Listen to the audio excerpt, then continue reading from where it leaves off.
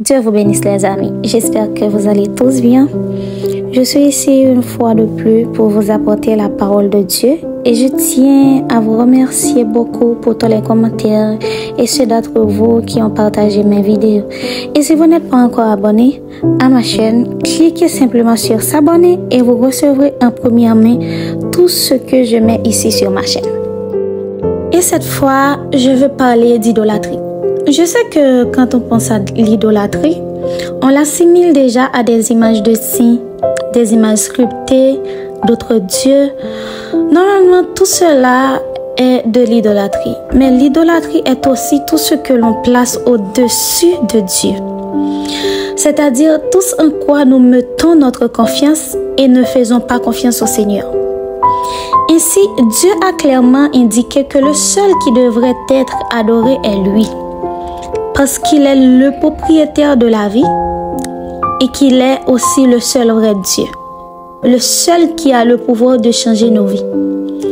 Et je veux lire un passage où il parle de son Fils et de lui-même, qui est dans 1 Jean 5, verset 20-21. Il dit ceci. Nous savons aussi que le Fils de Dieu est venu et nous a donné l'intelligence afin que nous puissions connaître celui qui est véritable.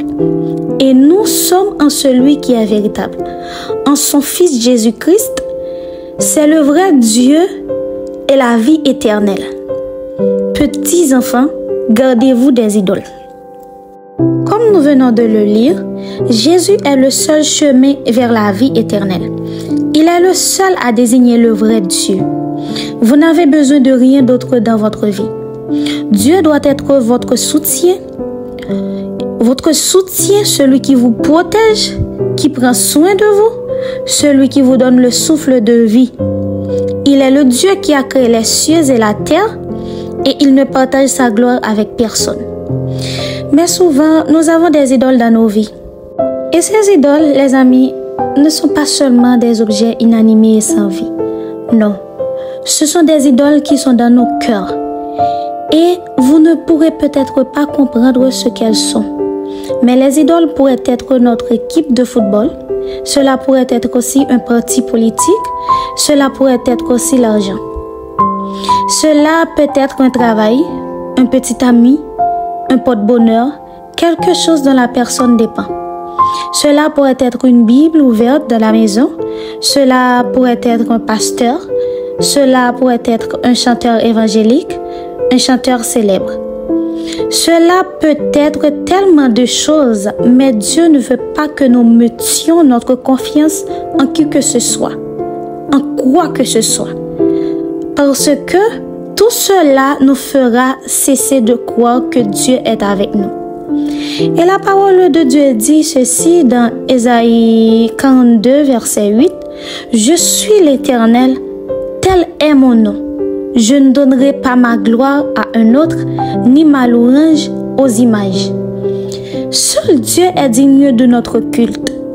Mais je sais que les êtres humains ont tendance à mettre des substituts à la place de Dieu parce que peut-être il nous est plus facile de faire confiance à ce que nous voyons, à ce que nous touchons, à ce que nous avons près de nous.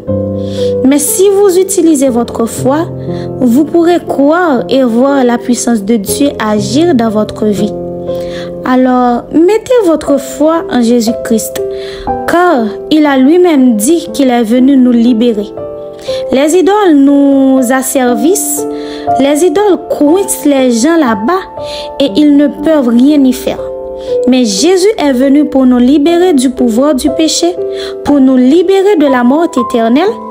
Et vous devez placer votre confiance et surtout votre foi dans le Seigneur pour recevoir la vie éternelle. Et je suis sûre que Dieu a bien plus pour vous si vous abandonnez les idoles et placez votre cœur en présence de Dieu chaque jour.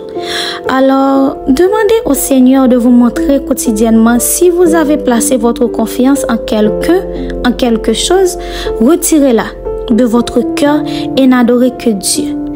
Que Dieu vous bénisse, c'était mon message pour vous aujourd'hui. Restez bénis.